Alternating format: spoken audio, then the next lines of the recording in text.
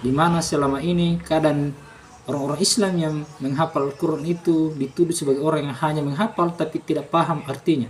Pergi ke Adi Hidayat. Adi Hidayat hafal dan paham isinya. Asbabun nusulnya juga paham insya Allah. Jadi seperti itulah debat yang dilakukan oleh Agatha. Saya pikir kita tinggalkan orang-orang yang berdebat seperti itu, yang hanya mementingkan kebenaran yang menurutnya dia terlalu subjektif. Apa yang keluar dari mulutnya itu yang benar, seolah-olah yang keluar dari mulut orang lain itu tidak benar. Padahal cara mendapatkan ilmu pengetahuan tidak seperti ini, bro. Kita harus kadang mendengarkan pendapat orang lain, yang sering saya sebut teori Hegel, tesis, antitesis, kemudian sintesis. Assalamualaikum warahmatullahi wabarakatuh. Salam sejahtera untuk kita semua. Ketemu lagi di Indonesia TV di episode ke-75. Kali ini saya akan bahas seperti apa Agatha yang sangat viral baru-baru ini dalam hal perpindahannya dari Islam ke Kristen, dan kemudian dia disebut sebagai apologet atau pembela iman Kristen. Nah, sebagai pembela iman Kristen, seperti apa Agatha menghadapi lawan-lawan debatnya? Apakah dia sebagai orang debator yang baik? Apakah Agatha itu objektif dalam menghadapi debatornya, ataukah justru sentimental dalam menghadapi debator-debatornya? Apakah juga benar bahwa Agatha ini adalah orang yang cerdas, atau sebaliknya orang yang bodoh atau biasa-biasa saja? Kali ini saya tidak akan mengulik isi daripada perdebatan ini, karena ada satu video yang saya tonton. Ini bisa juga ditonton bagaimana perdebatan itu terjadi.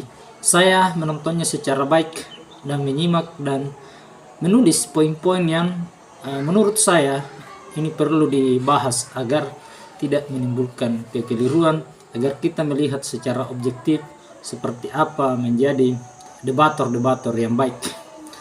Nah, tanpa berlama-lama, mari kita ikuti terus video ini. Jangan lupa bantu subscribe ya, karena subscribe itu insya Allah gratis. Mari kita mulai.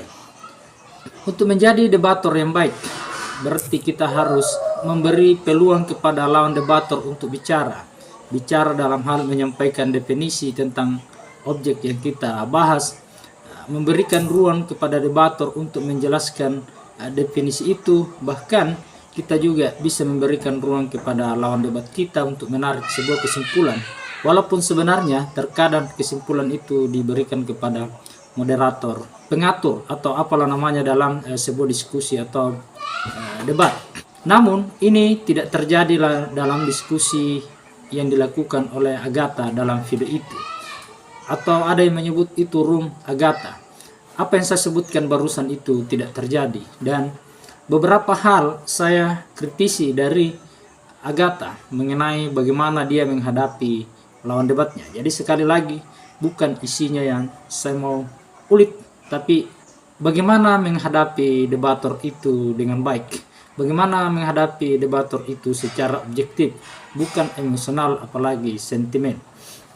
Jadi yang pertama, karena ini judulnya soal mukjizat itu mitos, jadi ini masalah mukjizat dalam Islam dan mukjizat dalam Kristen. Saat debator dari Agatha ini menyampaikan bahwa Nabi membela bulan, menanyakan juga soal perang Badar, jawaban dari Agatha itu dia tidak tahu. Dia tidak tahu bagaimana itu perang Badar, dia juga tidak tahu bagaimana Nabi membela bulan. Tetapi Agatha mengatakan tidak ada datanya. Loh, bagaimana kita bisa berdebat dengan orang yang tidak paham tentang mukjizat, sementara yang kita bahas ini adalah soal mukjizat? Padahal ada datanya. Buat Agatha, tolong ditonton ini. Ini datanya. Ini datanya. Jadi bodohlah, hancurlah kita, dungu kita kalau mau berdebat dengan orang yang tidak tahu apa-apa. Yang kedua, ketika disampaikan bahwa ada Isra Miraj, Agatha hanya mengatakan itu mimpi, tapi tidak ada penjelasan kapan itu terjadi, bagaimana terjadinya, apa yang disaksikan oleh Nabi ketika terjadi Isra Miraj, dia hanya mengatakan mimpi, tidak ada penjelasan. Bodohlah kita kalau mengikuti debat-debat seperti ini. Kemudian Al-Quran itu diartikan sepotong-sepotong. Bagaimana Anda bisa mengerti kalau mengartikan sepotong-sepotong dan kadang itu di framing sepotong-sepotong yang bisa membuat dia mungkin benci, yang bisa membuat dia mengelak, itu yang dia artikan. Nah, kemudian saya punya banyak catatan di buku ini. Ketika terjadi perdebatan, Agatha itu selalu memotong pembicaraan. Ini tanda bahwa orang ini tidak mengerti bagaimana menjadi debator yang baik. Ini tanda bahwa orang ini tidak paham bagaimana berdebat. Lalu kita sebut apologet. Oke lah, mungkin orang lain silahkan sebut apologet. Tapi saya tidak menganggap Agatha itu sebagai apologet yang baik. Bahkan seharusnya tidak digolongkan sebagai apologet. Karena ini justru menimbulkan kekacauan karena apa yang kita bahas itu tidak terarah pada apa yang kita inginkan. Kemudian Agatha ini secara etikanya dipertanyakan. Di saat debat dia sambil makan, kemudian menertawakan dan membelokkan. Jadi apakah kita harus menjadikan dia sebagai apologet atau rujukan dengan etika seperti itu? Nah, kemudian yang terakhir adalah ada pembicara seorang laki-laki yang langsung menantang banyak hal soal Injil dan Al-Quran. Tentang ada banyak hal sebenarnya yang dibahas di situ, tetapi dia langsung menantang bahwa apakah ada orang Kristen menghafal Injil. Lalu ditanya kembali, apakah ada orang Islam yang menghafal Al-Quran? Ketika disampaikan bahwa ada banyak, orang itu dijawab lagi, coba datangkan, coba sebutkan siapa orang yang menghafal Al-Quran. Lalu kemudian perdebatan itu terus bergulir, dan dari Islam ini mengatakan, saya punya satu orang, Ustaz Adi Hidayat. Tapi lagi-lagi Agatha tidak mempercayai bahwa Ustaz Adi Hidayat ini menghafal Al-Quran.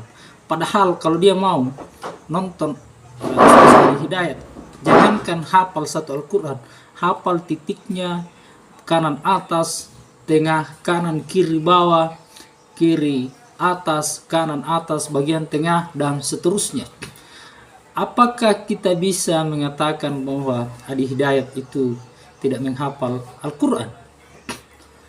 Nah, di situ dia belokkan terus, seolah-olah tidak mau mengalah, seolah-olah dia masih lebih hebat, padahal dia tidak bisa menunjukkan orang yang menghafal Injil atau orang yang menghafal Bible. Dia tidak bisa menunjukkan siapa orangnya, sedangkan yang dari Islam ini menunjukkan dengan benar ini orangnya.